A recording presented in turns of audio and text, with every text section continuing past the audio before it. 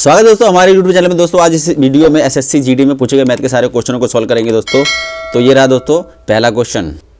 एक बेलन का व्यास 14 सेंटीमीटर है और वक्र पृष्ठ का क्षेत्रफल 220 सेंटीमीटर है, तो बेलन का आयतन ज्ञात करें। देखिए दोस्तों, एक बेलन का व्यास दे रखा हुआ है, इसका आयतन पूछा, जैसा कि आप देख सकते हैं क्वेश्चन में। बेलन क्या होता है दोस्तों, पहले मैं एक डायग्राम बना लेता हूँ बेलन का। देखिए जो बेलन होता है दोस्तों, वक्र पृष्ठ का मतलब क्षेत्रफल होता है दोस्तों, इस बाहरी वाले एरिया का क्षेत्रफल इसमें गिवन है, जैसा कि यहाँ पे दे रखा है। ठीक है दोस्तों, और व्यास दे रखा है, आयतन निकालना है। तो दोस्तों क्षेत्रफल क्या होता है, क्षेत्रफल का फॉर्मूला होता है इसका 2πr/h। ठीक है दोस्तों, इसकी वैल्यू कितनी दे रखी है 220, जैसा कि आप देख सकते हैं। और व्यास दे रखा है तो r, व्यास का आधा त्रिज्या होता है, तो r कितना हो जाएगा दोस्तों, हमारा 7 हो जाएगा। तो हम इसकी वैल्यू रख के h की वैल्यू निकालेंगे। तो यहाँ पे लिखेंगे 2 पाई की वैल्यू 22/7 मल्टीपल में 7 मल्टीपल में h इज इक्वल टू में 220। ठीक है, सॉल्व कर देंगे इसको। 7 से 7 काट देंगे, 22 से 22 काट देंगे, और ये हमारा उधर चला जाएगा 2 से, तो काटेंगे तो कितना जाएगा दोस्तों 5, यानी कि h की जो वैल्यू होगी कितनी होगी दोस्तों, हमारी 5 आ गई। ठीक है दोस्तों, आयतन का फॉर्मूला क्या होता है दोस्तों, आयतन का फॉर्मूला होता है πr²h। तो बस इसकी वैल्यू रख देंगे। तो 22 की पाई की वैल्यू 22/7, r की वैल्यू हमें गिवन है ही 7 मल्टीपल 7, और h की वैल्यू हमने निकाला जैसे 5। तो यहाँ पे 5 लिख देंगे, सॉल्व कर देंगे, काट देंगे इसको। तो कितना हो जाएगा दोस्तों, इसको गुणा करेंगे तो कितना जाएगा हमारा दोस्तों, तो गुणा करेंगे तो कितना जाएगा दोस्तों 22 मल्टीपल 7 बजे 35। इनको गुणा कर देंगे दोस्तों। जब इसमें मैं यहाँ पे गुणा कर देता हूँ इधर साइड में 35 दूनी 70 का जो लगा 7, 35 दूनी 70 और 7 77, यानी कि 770 सेंटीमीटर क्यूब इसका आयतन आ जाएगा, जैसा कि इसने पूछा था। आई होप आपको समझ आएगा दोस्तों। चलिए बिना किसी देरी के नेक्स्ट क्वेश्चन पे चलते हैं। इस क्वेश्चन को करेंगे दोस्तों, किसी घन का विकर्ण 6√3 है तो उस घन का आयतन ज्ञात करें। देखो दोस्तों, घन का जो विकर्ण होता है, घन बना लेता हूँ मैं, आप दिखाता हूँ आपको घन बना के दोस्तों। इस विकर्ण की बात की जाती है, इस कोने से इस कोने तक की जो भुजा होती है ना दोस्तों, से विकर्ण कहते हैं। और इस विकर्ण का मान जो होता है घन के केस में √3 मल्टीपल में, यानी ए का मतलब होता है भुजा। ठीक है दोस्तों, इसकी वैल्यू दे रखा है कितना दोस्तों, √6 ठीक है। तो हम इससे क्या करेंगे, इससे से काट देंगे तो ए की जो वैल्यू आएगी कितनी जाएगी हमारी 6 आ जाएगी। ठीक है, और घन का जो आयतन होता है भुजा की क्यूब, यानी कि ए की क्यूब होता है, और ए की वैल्यू हमारी आ गई 6, जैसा कि आप देख सकते हैं। तो 6 की क्यूब कितना होता है तो 216 होता है। ठीक है दोस्तों, तो इसका आयतन कितना हो जाएगा 216 सेंटीमीटर क्यूब। आई होप आपको समझ आया होगा दोस्तों। चलिए नेक्स्ट क्वेश्चन में चलते हैं। इस क्वेश्चन को बनाएंगे दोस्तों, वह छोटी से छोटी संख्या ज्ञात करें जो 9, 15, 21 से भाग देने पर प्रत्येक स्थिति में एक शेष बचता है। देखिए दोस्तों, इस टाइप के क्वेश्चन को करने के लिए दोस्तों इन सबका एलसीएम लेते हैं। तो 9, 15 और 21 का दोस्तों क्या लेंगे हम, एलसीएम ले लेंगे। एलसीएम लेने के लिए 3 से काटेंगे, 3 के 9, 3 पंजे 15, 3 7 21। अब नहीं जा रहा दोस्तों, सबको गुणा कर दीजिए। तो सबको गुणा करेंगे तो 3 के 9, 9 पंजे 45, यानी कि 45 और मल्टीपल 7, तो 9 7 पंजे 35 का 5 ऐसे लगा 3, 7 चौक 28, 28 और 3 31, यानी कि 315 क्या है दोस्तों, इन सबका एलसीएम। इसका मतलब ये है दोस्तों, 315 वह रकम है जिससे हम 9 को इंडिविजुअली अगर भाग दें तो प्रत्येक दिशा में कितना जाएगा 0 शेष आएगा। फिर 15 को इससे भाग देंगे तो शेषफल कितना जाएगा 0 आएगा। 21 से भाग देंगे तो प्रत्येक दिशा में 0 आएगा शेषफल, क्योंकि दोस्तों ये एलसीएम वो अमाउंट होती है जो कि पूरा इनको काटे। ठीक है, तो 0 इनका शेषफल आएगा, लेकिन प्रत्येक स्थिति में एक शेष बचता है। तो दोस्तों हमारा इसमें एक और जोड़ देंगे, तो इसका मतलब 316 वह रकम है जिसे 9 और 15, 21 से भाग देने पर प्रत्येक स्थिति में एक शेषफल बचेगा। आई होप आपको क्लियर होगा दोस्तों। चलिए नेक्स्ट क्वेश्चन पे चलते हैं। इस क्वेश्चन को बनाएंगे 5 और 12 का तीसरा समानुपात ज्ञात करें। देखिए दोस्तों, 2 हैं 5 और 12, इनका समानुपाती निकालना है। कोई एक यहाँ पे तीसरा अनुपात होगा जिसे लिखा ना समानुपाती है। और ये दोस्तों समानुपाती का मतलब है कि 5/12 ये बराबर होगा 12/x के। जो तीसरा अनुपात है वो निकालना है हमें। तो ये अनुपात इस अनुपात के क्या होगा, समानुपाती, जैसे क्वेश्चन में लिखा। बस क्रॉस मल्टीपल गुणा करके सोल्व कर दीजिए। तो x को इधर ले लेंगे हम, और 12 को 12 मल्टीपल में 12 हो गया, और ये 5 नीचे चला जाएगा, तो 5 को यहाँ पे बस सॉल्व कर दीजिए। कितना हो जाएगा दोस्तों 144/5। ये हमारा हो जाएगा 203 अनुपात। आई होप आपको क्लियर होगा दोस्तों। चलिए नेक्स्ट क्वेश्चन पे चलते हैं। इसको सॉल्व करेंगे। 3 के पहले 10 गुणनजों का औसत ज्ञात करें। 3 के पहले 10 गुणन का औसत का मतलब ये है दोस्तों, 3 का जो पहाड़ा होता है 10 तक, उसका औसत निकालना है। तो कैसा होता है दोस्तों, 3 दूनी 6, 6, 9, ऐसे करते करते दोस्तों हमारा कहाँ तक जाएगा, ये आ जाएगा हमारा 30 तक जाएगा। ठीक है, तो इसको निकालना है इसका औसत। औसत क्या होता है दोस्तों, टोटल सम ऑफ और टोटल नंबर ऑफ का डिवाइड कर देते हैं तो हमारा औसत आ जाता है। तो दोस्तों हम इसे करेंगे ऐसे। देखिए, अगर इसमें से आप 3 कॉमन ले लेंगे तो अंदर क्या बचेगा, 1 बचेगा। प्लस में ये प्लस कर दूँ क्योंकि हम इसका सम कर रहे हैं ना दोस्तों।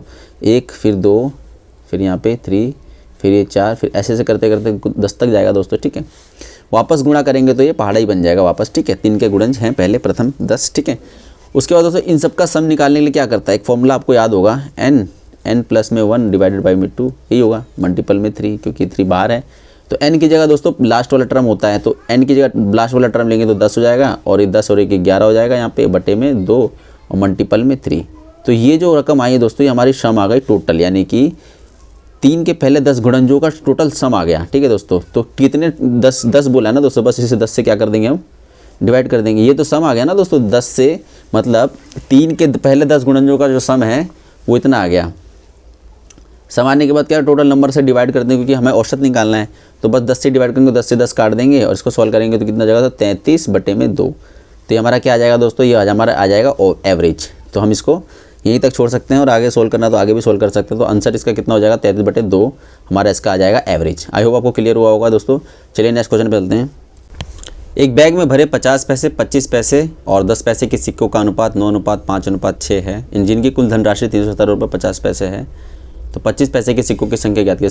सिक्के वाले क्वेश्चन से है दोस्तों, इसको करेंगे। देखिए 50 पैसे की जो सिक्के यहाँ पे मैं लिख देता हूँ, 50 पैसे और ये 25 पैसे और ये 10 पैसे, ये सिक्के हैं और उनका अनुपात कितना है दोस्तों, 9:5:6, ठीक है दोस्तों।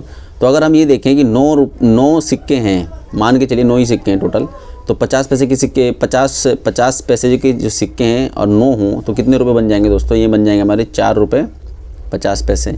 उसी हिसाब से दोस्तों 25 पैसे के अगर 5 ही सिक्के हों तो हमारा कितने बन जाएगा दोस्तों, 1 रुपये 25 पैसे, ठीक है। उसी हिसाब से इसको करेंगे तो हमारा कितना 60 पैसे, यानी कि 60 पैसे किस लिए कैसे लिखेंगे, 0.06, ठीक है दोस्तों। तो इतने रुपए हमारे बन जाएंगे अगर ये 9, 5 और 6 ही सिक्के होते हैं उस बैग में। लेकिन सिक्के कितने हैं वो नहीं पता हमें, लेकिन हाँ हमें इतना पता उन सिक्कों का अनुपात 9:5:6 है, ठीक है। तो अगर हम इसको अगर यहाँ पे मान के चलिए x की जो वैल्यू हमारी क्या है, 1 है, ठीक है। यहाँ पे जब भी तो हमने किया ना ऐसे, ठीक है। अब सबको जोड़ देंगे, इनको जब जोड़ेंगे तो कितने रुपए बनते हैं दोस्तों हमारे, इनको जब हम जोड़ेंगे तो हमारे बनते हैं 6 रुपये 35 पैसे, ठीक है दोस्तों। 6 रुपये 35 पैसे बनते हैं। लेकिन जो टोटल जो रुपयों का जो अनुपात है कितना है दोस्तों, यहाँ पे हमारा 317.5 है। देखिए दोस्तों जब x की वैल्यू 1 होती है तो रुपये इतना होता है, ठीक है। इतने रुपए करने के लिए कितने x की वैल्यू चाहिए, तो इसको इससे डिवाइड कर देंगे, इसको डिवाइड करेंगे 6.35 को, तो 1 दशमलव से तो 1 कट जाएगा, तो 1 0 यहाँ पे आ जाएगा, ठीक है। अब इसको जब हम काटेंगे, देखो 6 पंजे 30 यानी 5 से काटेंगे, इसको जब काटेंगे तो 5 और 1 0 रहेगा तो 50। तो इसका मतलब ये है कि जो 50 यूनिट पे 50 यूनिट जब होगी तो जाके 3175 रुपये होंगे इस वाले अमाउंट से, ठीक है दोस्तों। तो हमारा x की वैल्यू इस में कितने आ जाएगी, हमारी यहाँ पे आ जाएगी 50 आ जाएगी, ठीक है। हमें क्या निकालना है, 50 पैसों के सिक्कों की संख्या। 50 पैसों के सिक्कों की संख्या यही है, इसका मतलब ये है। इसका क्या है यूनिट, जैसो यहाँ 5 है, तो यानी कि इसको हम 5 से क्या कर देंगे मल्टीपल। तो 50 को 5 से मल्टीपल करेंगे तो 25 यानी कि ये 250। उस बैग में 250 सिक्के होंगे 25 पैसे के दोस्तों, इसका ये आंसर होगा। आई होप आपको क्लियर हुआ होगा दोस्तों। चलिए अगर नहीं समझ आएगा दोस्तों कमेंट में बताना, ठीक है दोस्तों। चलिए नेक्स्ट क्वेश्चन पे चलते हैं। क्वेश्चन को बनाएंगे, यदि तेल की कीमत में 10% की वृद्धि हो जाती है तो खपत को कितने प्रतिशत कम करना पड़ेगा या चाहिए। यदि तेल की कीमत में 10% की वृद्धि हो जाती है तो खपत को कितने प्रतिशत कम करना चाहिए कि खर्च ना बढ़े। यहाँ प्रतिशत होगा दोस्तों यहाँ पे, ठीक है। देखिए इस टाइप के क्वेश्चन को करने के लिए दोस्तों देखो क्या कहता है ये। मान के चलिए उसकी जो प्राइस थी पहले प्राइस कितनी थी तेल की, 100 रुपये थी, ठीक है। अब कितनी हो गई दोस्तों, 110 हो गई, ठीक है ना दोस्तों। अब देखिए इन दोनों रकमों को इक्वल करने के लिए क्या करना पड़ेगा, आप खुद सोचिए। इसको इक्वल करने के लिए दोस्तों यहाँ पे देखिए 110 को अगर मैं यहाँ मल्टीपल कर दूँ और 100 को उधर मल्टीपल करूँ तो क्या दे, दोनों इक्वेशन जो है ये वाला पार्ट और ये वाला पार्ट, राइट हैंड साइड और लेफ्ट हैंड साइड दोनों इक्वल हो जाएंगे ना दोस्तों। देखिए ये हमारी प्राइस थी, क्योंकि प्राइस पहले 100 थी, अब 10% की वृद्धि हो गई तो प्राइस कितनी हो गई दोस्तों, 110 हो गई। अब हम इसको क्वांटिटी मान लेते हैं, क्योंकि बजट क्या होता है, प्राइस मल्टीपल में क्वांटिटी, वही हमारा बजट होता है। ये बजट उस बजट के इक्वल होना चाहिए क्योंकि ये खर्चा ना बढ़े, जैसा कि क्वेश्चन में बोला है, ठीक है। तो देखिए क्वांटिटी, अब ये क्वांटिटी कितनी होगी, क्वांटिटी हमारी 100 करनी पड़ेगी ना, ये क्वांटिटी होगी, प्राइस क्वांटिटी, ठीक है। देखिए तब जाके इक्वल होगा। तो पहले जो क्वांटिटी खरीदता था 110 किलो खरीदता था, अब 100 किलो खरीदना पड़ेगा, तभी जाके उसको खर्चा नहीं बढ़ेगा, ये बोल रहा है। तो देखो दोस्तों कितना कम, पहले 110 खरीदता था, अब कितना खरीद रहा है, 100 खरीद रहा है, तो कितना कम खरीद रहा है दोस्तों, 10 किलो कम खरीद रहा है ना, 10 किलो कम खरीद रहा है, कितने पे, 110 पे, 100 पे कितना कम खरीदना पड़ेगा उसको, बस इसको परसेंटेज का 100 पे ही होता है ना, बस इससे काट लेंगे तो इसको सॉल्व करेंगे तो कितना जाएगा दोस्तों 11/99 1/11% का प्रतिशत उसको खपत कम करनी पड़ेगी, मतलब क्वांटिटी उसको कम खरीदनी पड़ेगी। 9 सही 1/11%। आई होप आपको क्लियर हुआ होगा दोस्तों। चलिए नेक्स्ट क्वेश्चन पे चलते हैं। इस क्वेश्चन को बनाएंगे दोस्तों। किसी गांव की जनसंख्या 85 लाख है। यदि जनसंख्या हर वर्ष 10% से कम होती है तो 4 साल के बाद गांव की जनसंख्या क्या होगी। 4 साल के बाद बोला है दोस्तों गांव की जनसंख्या। देखिए जनसंख्या कम हो रही है, इसका मतलब 85 जो लाख है, हम इसे पूरा लिख देंगे 85 लाख, क्योंकि कटना ही पड़ेगा ना, जैसे 2 जीरो, ये हो गया हमारा 85 लाख।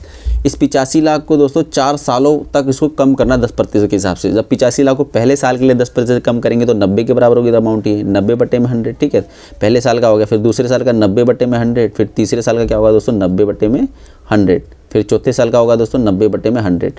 थोड़ा दोस्तों कैलकुलेटिव है लेकिन करना तो पड़ेगा ना। अब कितनी जीरो है देख लिए, 2 2 4 2 6 2 8 जीरो है, और ऊपर कितनी 4 इधर और 4 इधर, इसे काट देंगे सारे जीरो। ठीक है दोस्तों, ये सारे जीरो नीचे से कट गए, ये इसके 90 वाले भी कट गए। ठीक है, अब कट गई तो कितना हो जाएगा, तो 99/81 मल्टीपल में 99/81, और ये कितना हो जाएगा हमारा 85। ठीक है, बस इसको आप गुणा कर लीजिए तो हमारा क्या हो जाएगी, गांव की जनसंख्या 4 साल के बाद कितनी आ जाएगी, वो हमारा आंसर आ जाएगा दोस्तों। ईजी है, बस गुणा करना है। ठीक है दोस्तों, आई होप क्लियर होगा, या आप खुद करके और कमेंट में जरूर बताना दोस्तों। चलिए नेक्स्ट क्वेश्चन पे चलते हैं। इस क्वेश्चन को बनाएंगे। ए किसी काम को 18 दिन में और बी उसी काम को 36 दिन में कर सकता है, तो दोनों मिलकर के उस काम को कितने दिन में करेंगे।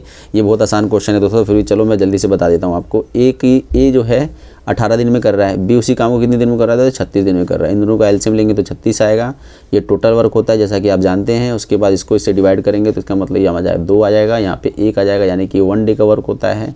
एक दिन में 2 यूनिट का काम कर रहा है ए, और एक दिन में 1 यूनिट का काम कर रहा है बी। दोनों मिलकर के काम जब करेंगे तो एक दिन में 3 यूनिट का काम करेंगे। ठीक है दोस्तों, और काम कितनी करनी है दोस्तों 36 यूनिट की, तो 36 से इसको डिवाइड कर देंगे, काटेंगे तो 3 दूनी 12 12 36, यानी कि 36 दिनों का क्या लगेगा दोस्तों समय लगेगा उस दोनों को मिलकर के उस काम को करने में। आई होप आपको क्लियर होगा। चलिए नेक्स्ट क्वेश्चन पे चलते हैं। इजी क्वेश्चन था।